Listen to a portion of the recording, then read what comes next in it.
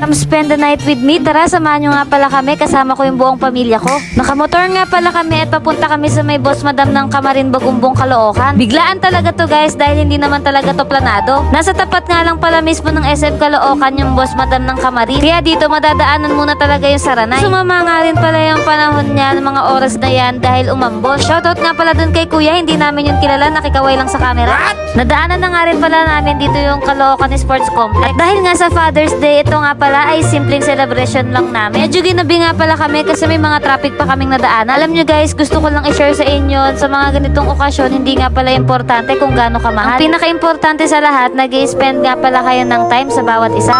Touchdown, nandito na nga pala kami guys. Syempre Father's Day ngayon kaya napakaraming tao. Bigyan nga pala kami niyang blue badge dahil tatanggalin din daw yan kapag tapos namin kumain. Imbis na maghintay nga pala kami ng matagal, nag-decide kami na sa baba na lang kami at may dala din kaming aso. Taas sobrang init na din kasi talaga, ang daming tao, pero sa baba malamig. Sanggip na nga pala to na may buffet. Pero syempre hindi kami kumukuha ng hindi namin kaya ubusin, yung sakto lang. Dahil pwede naman kayo bumalik dyan at kumuha ulit. Kain nga pala muna kami guys.